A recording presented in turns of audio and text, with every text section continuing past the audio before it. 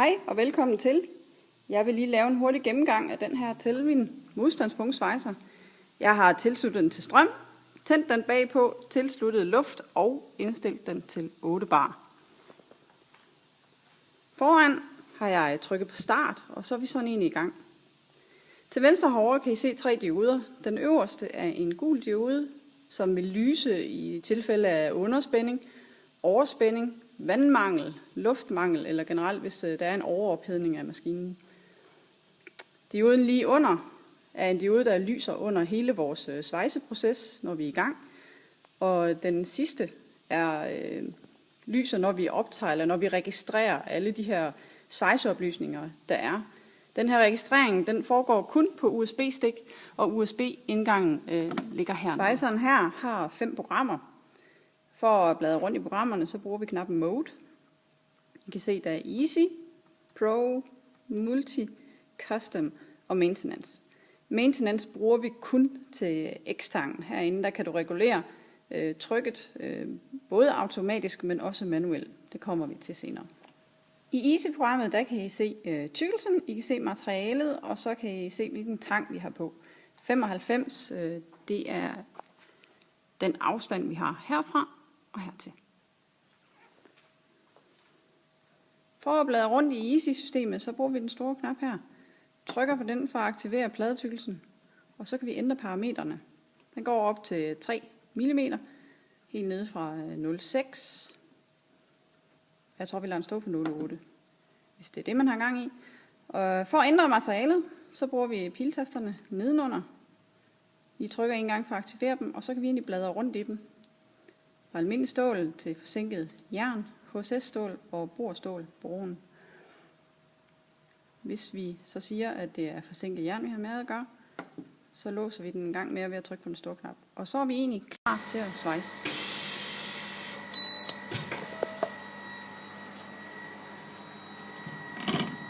Så kan vi se heroppe på maskinen bagefter, at spot er OK.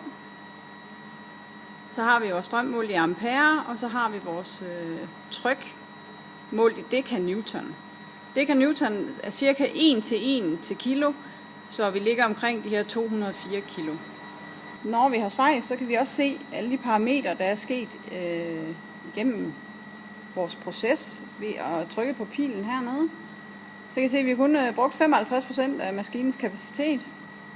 Vi har haft et tryk, der hedder 190 dekanewton. Vi har haft en slope-tid på 60 millisekunder.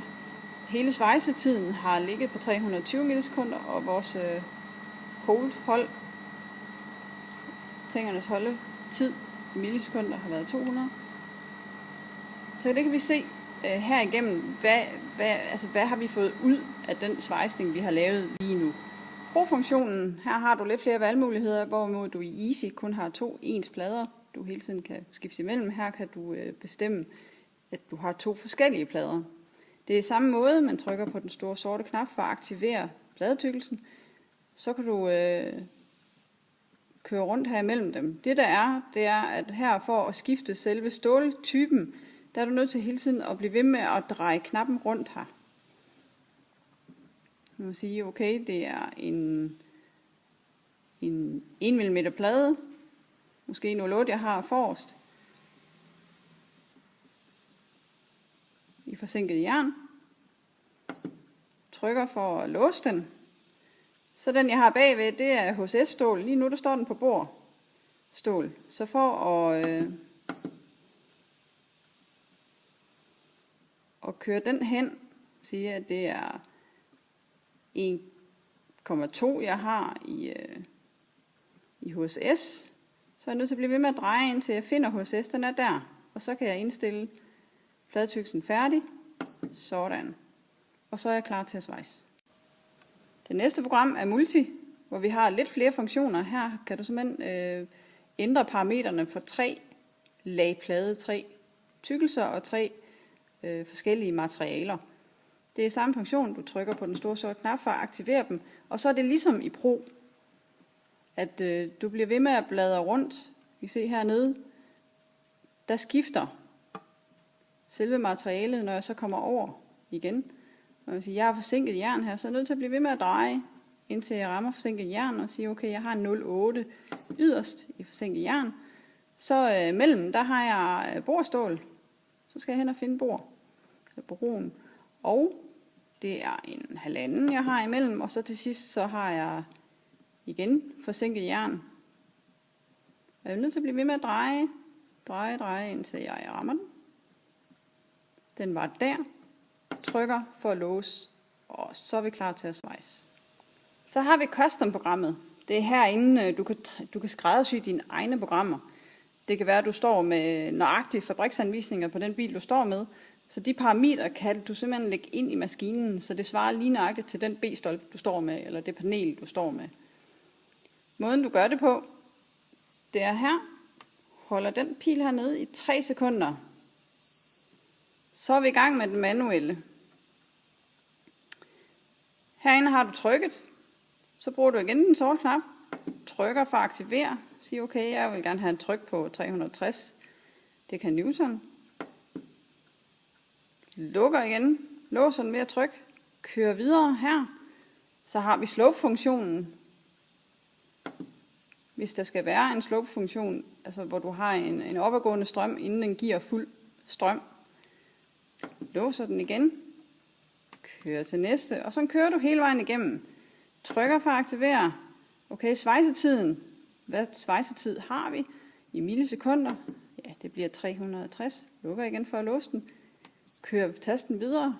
Hold. Hvor lang tid skal tingene holde omkring emnet. Herinde kan du også taste, hvor lang tid den skal have i millisekunder. Trykker igen. Når du synes, du har kørt alle parametre igennem, så holder du tasten hernede igen i 3 sekunder.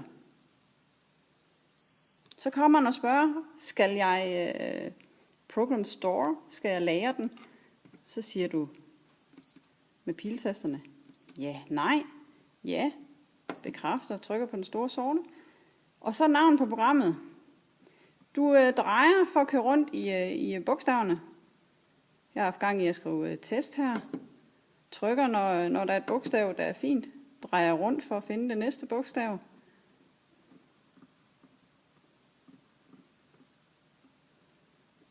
Og OK. Og så trykker du egentlig bare igennem, indtil du rammer OK. Trykker igen. Yes, jeg har fået lavet mit eget program med mine helt egne parametre. Og så er jeg egentlig i gang med at kan svejse. Så har vi maintenance, som vi kun bruger til vores X-tank, vores luftkølede tank. Den bruger vi kun i allermest nødstilfælde, hvor vi ikke kan komme til med vores C-tank. Så kan vi bruge vores X-tank. Men herinde, der kan du regulere trykket. Her er enten automatisk eller også manuelt. Hvis vi nu trykker ned til automatisk, så kan du køre manuelt der. Trykker igen for at låse den. Men for at regulere trykket manuelt, der er du nødt til at skal herom og regulere trykket på selve regulatoren. Så kan du simpelthen gå ind og så lukke luften af maskinen. Så det er det eneste maintenance er til. Det er til at regulere trykket i X-tanken. Nedenunder her, der har du så hvis du har pinpuller på maskinen, det har vi ikke på den her, så jeg vil ikke gennemgå den som sådan, men herinde kan du også ændre parametrene for, hvad er det, du er ved at svejse på. Er det små trekanter, er det små stifter, er du ved at stukke osv. Den har vi ikke på, så jeg vil ikke gøre mere ved den. Håber, det gav jer lidt hjælp til at komme videre selv, og tak fordi I ville være med. Hej!